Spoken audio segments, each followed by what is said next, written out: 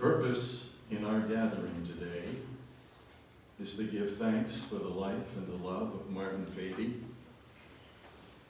to acknowledge those who are mourning, and to reflect upon the meaning and purpose of life and of death. My name is Don Johns. I am a retired United Church minister and a friend of Katherine and Martin. We've been living in the same community for 20 years. We have shared many moments together, and this is a significant one for the family and for me. I want to read to you initially the order of service that we will be following so that you will know what is unfolding. There will be a eulogy that will be read next, and then following that, Mary Cseff and niece will read a poem, and then we'll have the reflections from the three sons, Randy, Greg, and Ryan. And then there will be an opportunity, if there are those of you who are present who would like to add a word, that would be the appropriate moment. We'll call you forth. And then there's a final blessing, and then we will remove the casket and make our way to the cemetery.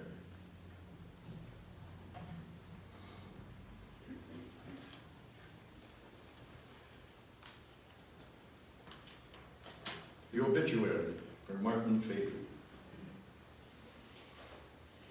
Beloved husband of Katherine Mergler, Fabi, dear father of Randy Fabi and wife Krystyn, Greg Fabi and wife Leigh and Ryan Fabi, loving grandfather of Chris, Marlowe, Marcus, Mitchell, and Morgan, loving brother of Katharina Fabi, Graef, and husband of John. Also survived by several nieces and nephews, predeceased by his mother, Miess, Hesch, and father Martin Fabi, stepfather George Hesch, and sisters Mary Cseff and husband John. Martin Fabi was born November 1, 1942 in Durrbach, Transylvania, Romania. After his father was killed in World War II, the family fled to Austria in 1944. In 1953, Fabi and his family immigrated to Canada, where they settled in the town of Aylmer, Ontario, the center of the universe. Martin attended East Elgin High School and excelled in football and basketball. He also played for the famed Tillsonburg Livingston senior men's basketball team, making the national championship game in the 1960-61 season. In 1962, when he was 19, he was drafted by the Montreal Alouettes of the CFL. He was traded that same year to the Saskatchewan Roughriders, where he played out the remainder of his career, retiring after the 1965 season. He was a tight end and punter, and still holds 2 CFL records for most punting yards in a game, 814. He must have had the wind. And most punts in a game, 18. After the CFL, he played semi-pro football for the London Lords of the Canadian ORFU for a few seasons. Also at this time, he decided to focus on full-time business career with Livingston International, a warehousing company based in Tillsonburg, Ontario, after working part-time for them for several years during his CFL career. He held many positions with Livingston, rising to the ranks to become president in 1981. In 1990, he became president and CEO of GN Johnston Equipment, a national material handling equipment dealer. In his time at Johnston, the company grew significantly, and he won many dealer distinction awards. He retired in 2002 about a house in Guelph's village by the Arboretum, a community where he lived until his death earlier this month. Martin enjoyed his retirement years with his best friend and his wife of 60 years, Katherine. By traveling extensively, cruising, golfing, spending time with family and grandchildren, babysitting the family dogs, staying in touch with old friends, and forging new relationships with their new friends in the village. Martin is missed immensely.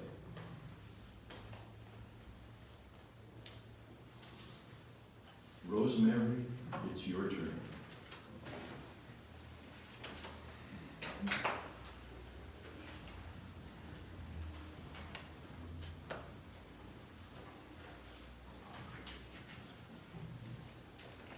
Death is nothing at all. I have only slipped away into the next room.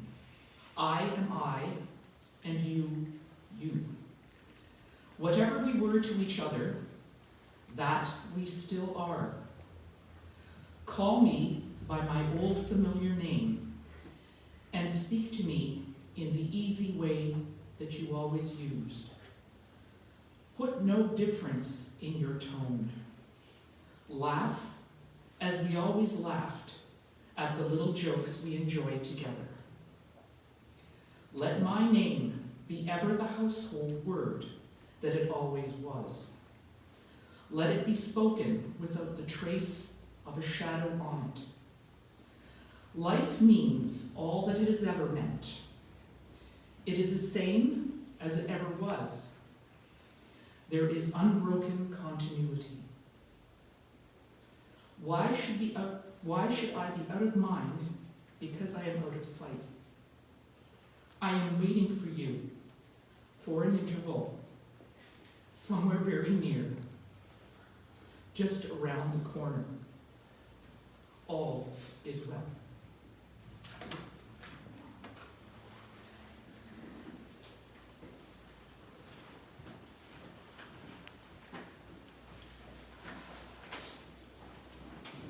Randy?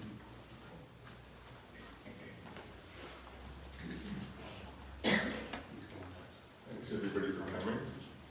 This is going to be a tough one.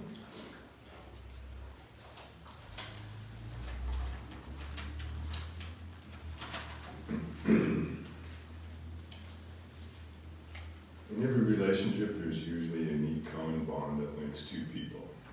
With my father and I, that thread was football. And it was a bond that would directly and indirectly bound us together for all of our lives. He loved everything about football except listening to the TV announcers, so he usually listened to the ball from off. As a little boy, I hitched my wagon to that sport. My dad and I watched countless games over the decades, from the black and white TV, CFL and NFL games in the basement of our Aylmer house, to the current day live streaming.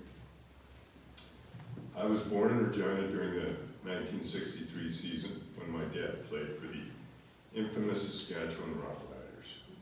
After his CFL career, he played for a semi-pro team in London called the Lords, and I was the ball boy.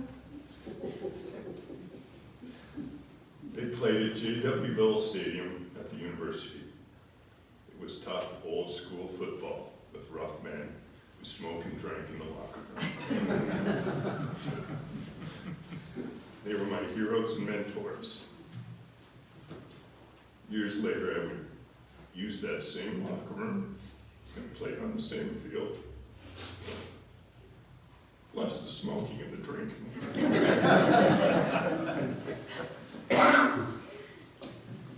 When I showed up at Western University as a skinny, unrecruited freshman, one of the coaches of the football team, a man named Bill Emery, got me a tryout as a walk-up. Coach Emery, otherwise known as Uncle Bill, was a living legend at Western, and I later found out that Bill and my dad were close friends, having been teammates while with the London Lords. The two of them used to carpool to London in an old VW bug. But the only way they could both fit into it was hang their arms and shoulders out of the window. Without that opportunity provided by Uncle Bill, my playing days would have been over.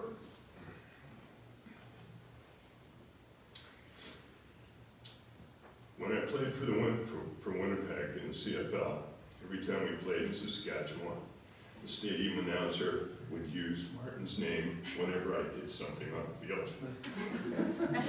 It was not mocking me, but a show of respect for my dad. And, sorry, it's just... During a game against Coach Hugh Campbell's Edmonton Eskimos, Hugh, one of the great CFL legends, I ended up in the middle of the Eskimo bench after a play. Coach Campbell grabbed me, which by today's standard would be unprecedented, and it was quite odd, even at that time. And I was originally quite startled that the opposing coach would grab me on his bench. But then he asked me how Martin was. And told me to say hi to him, and then wished me well. Hugh and my dad were teammates in Saskatchewan two decades prior. And that is what the CFL fraternity is all about. Many years after I retired, I attended a Blue Bomber alumni event. One of the gentlemen there came over to talk to me. His name was Ron Meadmore. Turns out he was my dad's roommate in Saskatchewan in the 60s. And over the past decade, I've attended most Grey Cup festivities in various cities. It never fails as someone from Saskatchewan finds me and asks after my dad, or tells a story of him back in the day. It always made me proud to be part of this fabric that brought my father, myself, and so many other people together.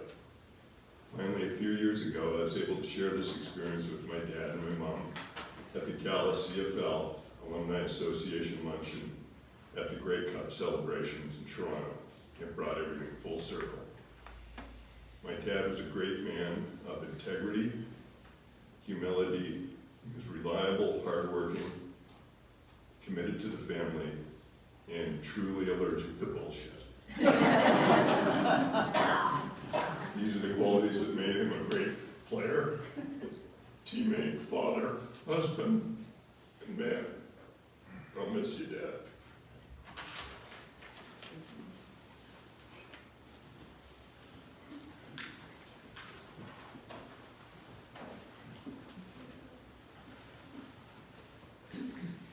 Well done, Randy.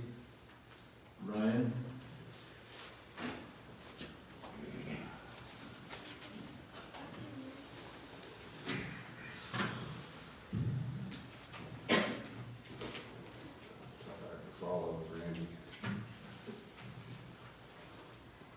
Best to get through this, but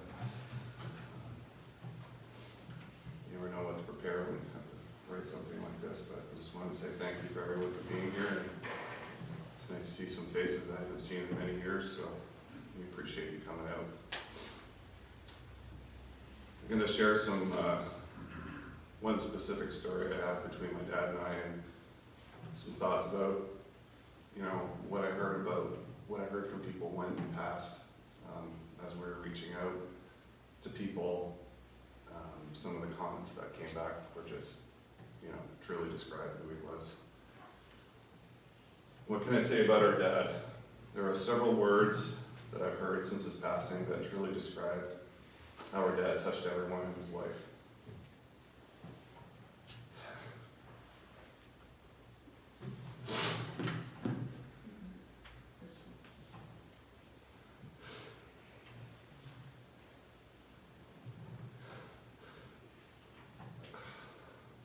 Dedication is a word I keep Dad's legacy.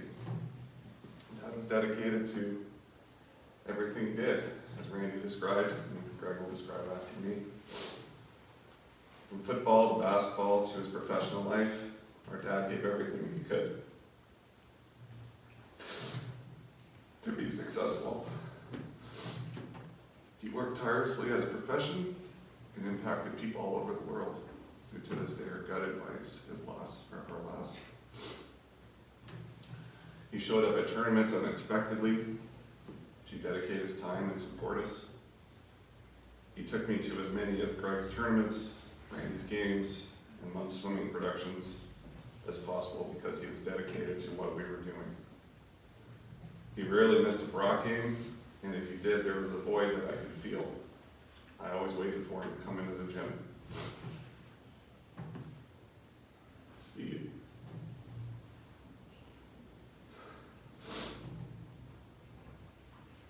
It's the same way that I feel now without him. Leadership is another word that I heard several times this week. So many people have commented on Dad's leadership qualities. He taught so many of us how to be leaders in anything that we do. He showed up and was always on time and ready to participate. Dad didn't speak with a lot of words, as you know, but when he did, he listened and learned, and most importantly, remembered what he said. Several people have commented on how they continue to use his guidance in their day-to-day lives. I hope to continue to remember and learn from what my dad has taught me in the future with Marlowe, Carrie, our family, and my work life. It will be difficult, but his presence will always be with us.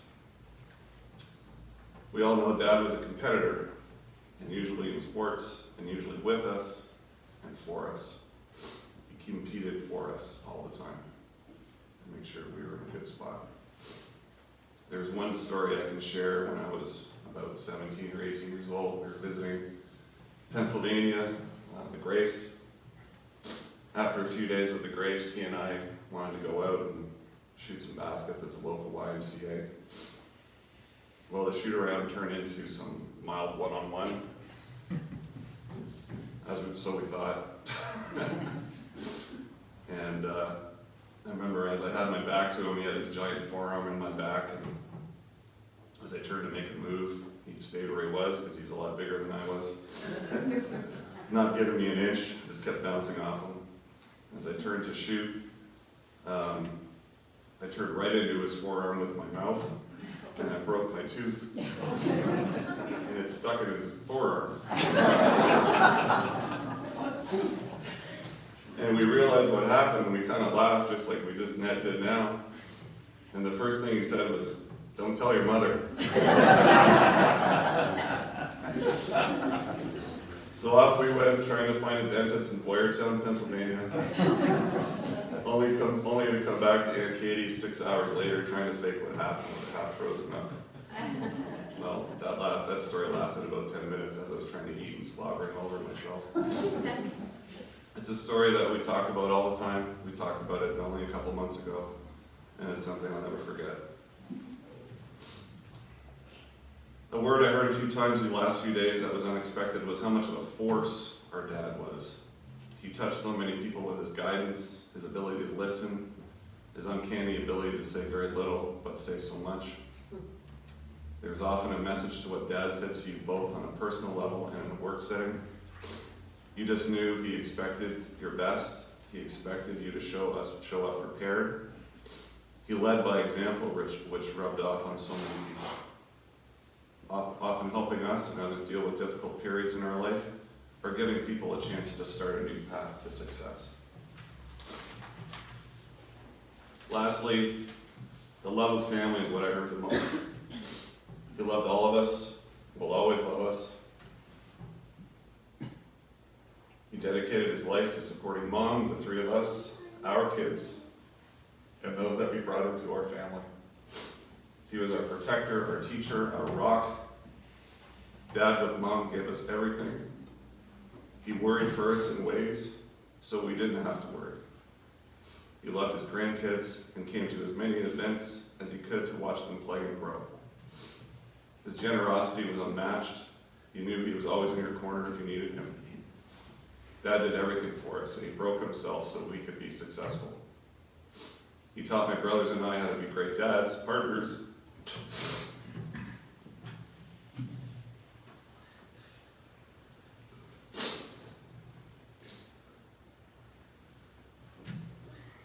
I'll get there. In true form by showing us without explaining how. In closing, you never know when people you love in your life will be gone forever.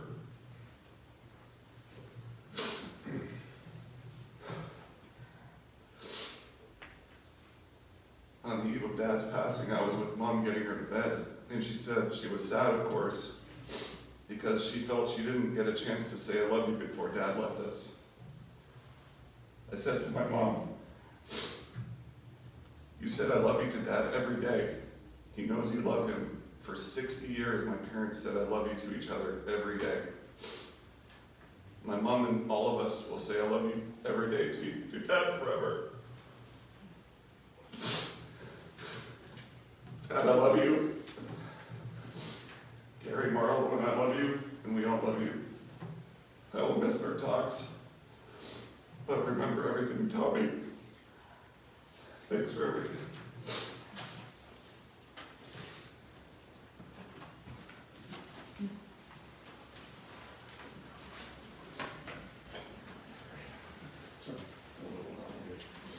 You did well. Under the circumstances, all of us find it difficult. And you know, the last time I visited your dad, we cried together. So it's not something that the family hasn't got in common. Great.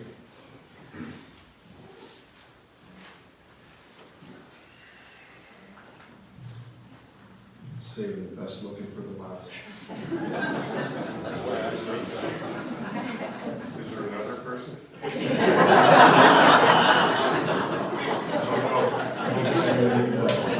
I'm ready for this one. What's the over-under on me being able to handle this for the whole speech? I would take the under if I were you. So thank you very much for attending today's funeral service for Martin, our dad. My name's Greg Fabi, and I'm the middle son. It's been great to reconnect with countless friends and families and relatives over the last day, a few days.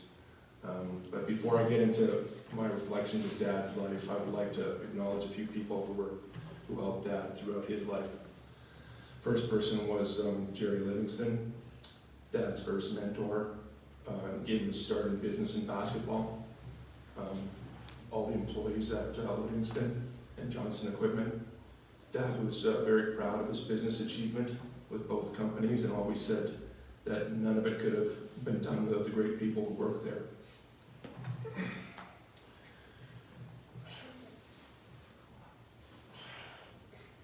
Tanya Baxter, Dad's PSW. You were so kind to my dad, Tanya. He loved you like a daughter, and you made his days happier and more comfortable. Whenever we talked about the next stage of their life or staffing issues at the house, he always prioritized you and wanted to make sure you were taken care of. Krystyn McFarland, Randy's wife, thank you for helping out where you could with Mom and Dad and supporting them countless times over the past few years with your positive attitude and strong work ethic. It's not easy being married to my brother. And now taking care of his parents is a further burden. Thank you. Dave McKay, Dad, Dave, you were Dad's trusted accountant for over 30 years, and thank you for your service to Dad. He respected you immensely and completely. And lastly, Duncan Stewart. Duncan, you were the son my dad never had. He loved talking to you. But the stock market, investing, financial planning, and you really had a lot in common with them. Thank you for all your skill and professionalism. Dad trusted you more than anyone else. And thank you for providing Dad with your trust. The last Thursday, the Fabi family lost our patriarch. Dad was a larger-than-life figure in physical stature, his business career, and through his sporting endeavors. You all know about Dad's success in business and sport. I wanted to share a few stories and thoughts on what I think his biggest and most important achievement was, and that was being a great father, husband, and human being. His family had to start over after World War II, and after immigrating to Canada, with a few suitcases and the clothes on their back, they settled here in Aylmer in the early 50s. Being German in a small Canadian town, and not being able to speak English at the age of 12 must have been a difficult experience. The family worked on farms and in factories and worked long, hard hours. Even as a 12-year-old, Dad had to work in the fields. How my own 12-year-old's life compares to his grandfather's at the same age is a stark reminder of how good my current family and this generation have it. I don't think that experience ever left him and resulted in how he treated people. He never forgot where he came from. He didn't care what job you had or how much money you had. He treated everyone with dignity and respect. In fact, the higher you were on the org chart, the more you were in his crosshairs. I remember when I was doing business with his former company, Johnston Equipment, I was in their warehouse, and one day I was waiting for a meeting to start, and one of the shop mechanics came up to me and said, "Are you Martin Fabi's son?" And I said, "Yes." He replied, "Tell him we miss him. He always had time for us."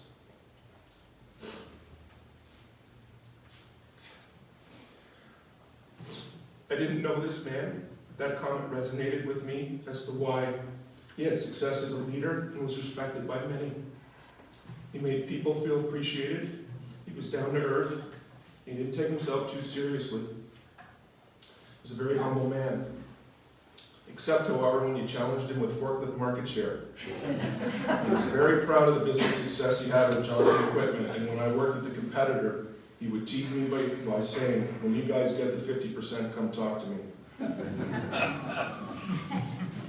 At an early age, I realized that my dad was bigger, stronger, and faster than most other dads and men in general. He was like a superhero to me, affectionately called the Beast by my youth soccer team. He carried refrigerators up the stairs by himself and exhibited many other feats of strength.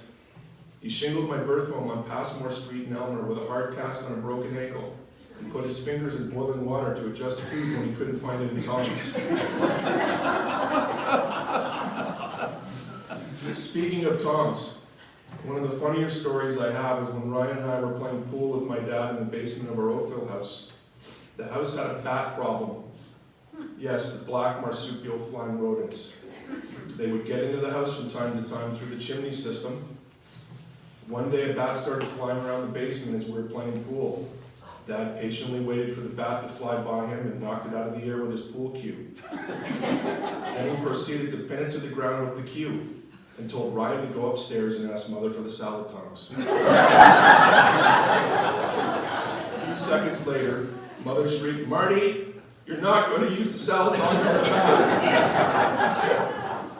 Long story short, the bat was removed and survived. Dad was the ultimate provider. His goal was that we didn't have to struggle like he did when he was a kid. And he achieved this goal in spades. Our family life, when I was a kid, was idyllic. We lived in a great house in a great town, Oakville. And I would always look forward to him returning from a business trip, especially from the UK. He would always bring back a British soccer jersey or a Subbuteo mini soccer pieces for me. I still have that amazing collection of sports paraphernalia and an entire World Cup selection of Subbuteo teams. Some other great memories include tickets to the Grey Cup, gold leaf tickets where I got to watch Wayne Gretzky's Edmonton Oilers and the famous Montreal teams of the 70s play live. We went to the Blue Jays World Series. We went to the World Cup in Germany. You name it, Dad provided. He was also very protective. I remember one time when Grandma Hesch got scammed by a door-to-door salesman. And Grandma Hesch was Dad's mom, if you don't know. She gave the guy a bunch of cash and then he didn't show up to do the work, and he kept brushing her off. Once Dad found out, he left work and drove for hours hunting this guy down. Drove all around London. In hindsight, I'm glad he never actually caught the guy because it would have ended well for that guy. He passed the investigation over to his friend at the Aylmer Police Department, and they ended up finding the guy and the money was returned. He loved food. and was famous for creating his own pre-meal announcement, "Titter tatter, let's get at her." He loved nothing more than feasting on a lot of meat with a few token vegetables with friends and family. At parties and weddings, he would strategically position himself close to the buffet table. In fact, he would probably want us to wrap the ceremony up quickly so we could get to the hall for lunch.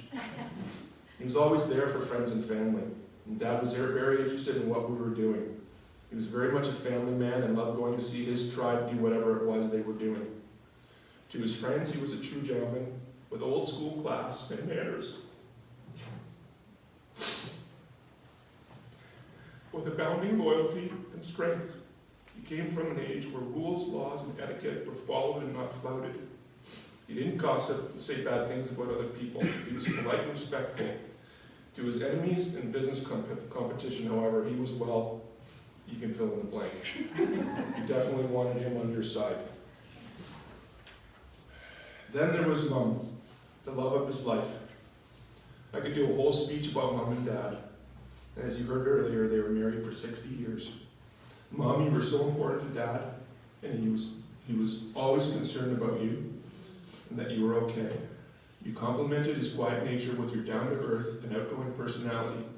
You were great companions, high school sweethearts who stood the test of time. Mom, you were by his side through it all, and you should be proud of your relationship and the family you created and nurtured with Dad. In his retirement years, we talked a lot on the phone. That's the one thing I'm going to miss a lot. This is where I got to know him a lot better. His competitive edge and intensity was replaced by patience, vulnerability, and fatalism. He was a trusted confidant and friend, probably my best friend other than my wife. From business and politics to sports, family, and travel, our conversations were brief but frequent. I could talk to him about almost anything, and he would offer words of wisdom in his patient and deliberate style. He didn't like to stay on the phone for long and liked brevity. He was a man of few words, as you just heard. At family parties and in general, he didn't say much. He just liked having his people around, his family, the dogs, Topper, Benny, Quinn, Judo. He wanted to know you're okay and doing well. And if you weren't, what can you do to help? I admired him for his discipline, his mental and physical toughness. It served him well in fighting his Parkinson's condition and the varying old sports injuries that were causing him pain. He worked hard at staying active and didn't complain. He tried to follow the doctor's prescription religiously, but in the end it just became too much. You could see it in his face and his energy. He was tired and didn't have the same fight left in him.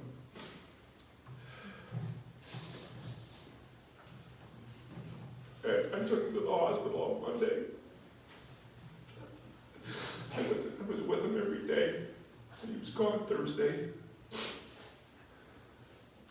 The pain in his legs had subsided, but his heart had failed, and he went to sleep peacefully.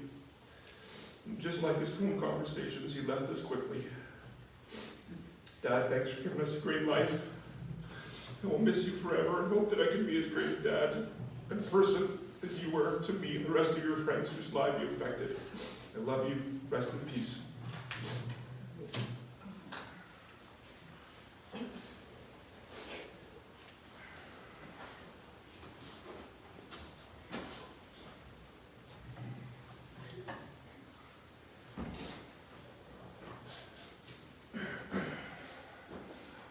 Three wonderful reflections in the shadow of a man whose shadow was very big.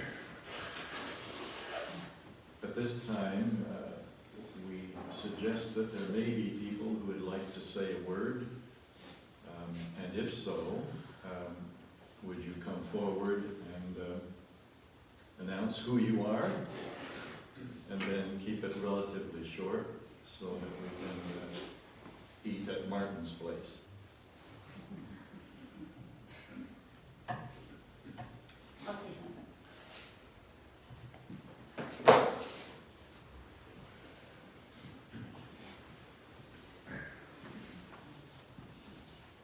I'm Ellie Baumgartner, and I am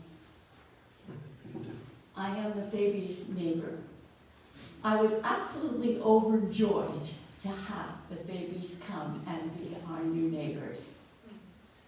The first time I met, this is completely off the cuff, okay, so if I stumble, please forgive me, okay? The first time I met Martin personally, he was in the backyard picking dandelions out of the backyard. He was meticulous about his property, as he was meticulous about a lot of other things. But anyway, he got up very slowly and he said, "Oh, old sports injury." So fast forward a couple of several years, and when the Blue Bombers were playing at the Guelph Stadium, my niece's son, my grandnephew, was playing the same position that Randy played. So I thought I would get the football players together. And they came together in the house, and Drew was there, my nephew, and Randy was there. And Katherine and Martin came in slowly afterwards. He was on crutches or a wheelchair, I'm not sure. But he laughed up and he said, "Hey Drew, this is what a football player looks like in retirement." But you know what that taught me? He met life with all of its challenges with humor and resistance. And I can't think of a better legacy to leave than your three strapping men who just reflect the love and kindness that your dad had. Continue the good work. We love you all. Thanks, Martin, for that memory.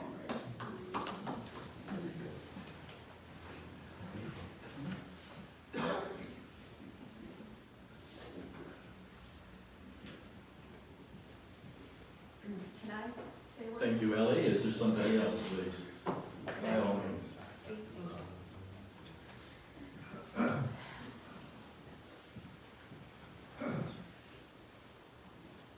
Hello, I'm Karen Penthaki.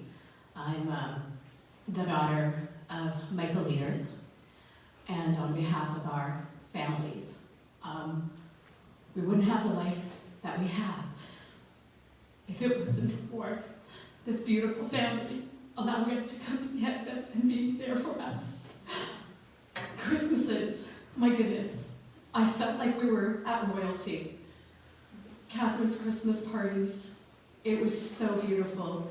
The house and everything, I felt like I belonged in a country that doesn't make people fit in. So, the bottom of our hearts, it's so beautiful what you have done. You don't even know how much you've affected to allow us to have those lives. My father's job was in Livingston. And then later on, when they did cutbacks, you know, for the other company. Johnson. Thank you so much, yes, Johnson Equipment. I mean, we saw the Johnson Equipment car as we drove here. It was like one of those signs that you know, it's full circle. I have to reflect on just sitting there watching a football game with your dad. And Randy was there, and yes, he kept on saying Martin Fabi, and then correcting himself. Sorry, you know his son Randy Fabi. I was there. I saw the pride in your dad's eyes when he heard your name being announced with his name. It was just there. It was so full circle. Like I said, it was very magical.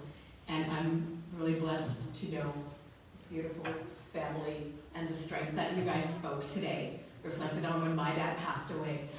And just the honor of listening to you guys being strong day by day. That's all you take. And the love, it grows stronger with time.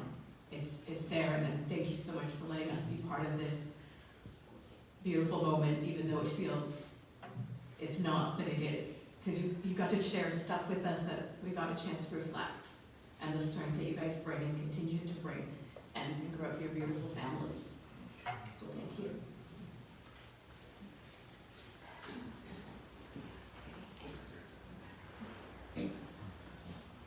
Thank you. Are there others? You're the handsome one. You're the last of the last.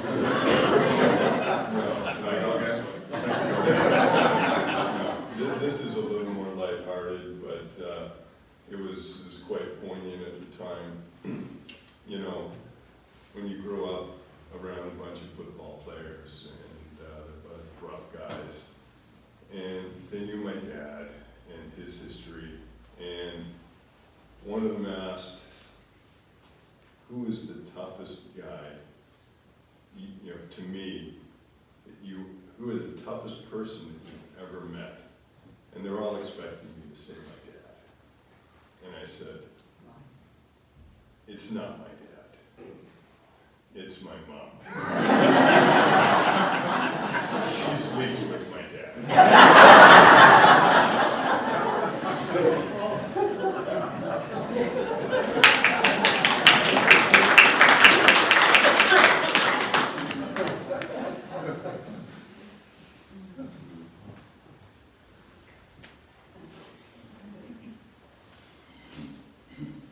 I will be brief.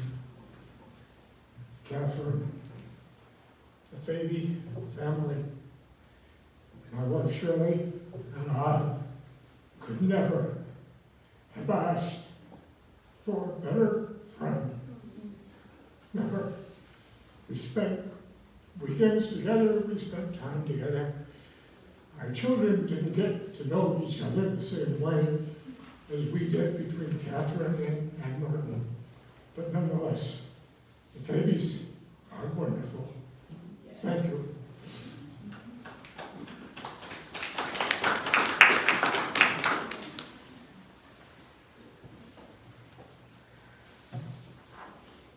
Tributes are significant, as indeed they should be.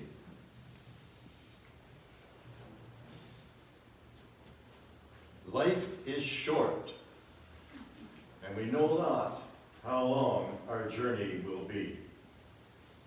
So be quick to love, and hasten always to kindness. And the Creator of the universe, whose name and source is love, wrap you round, pick you up when you fall, and take you forward, as together we make our way through this common life. And together we say, Amen. Say it loud. Together we say, Amen.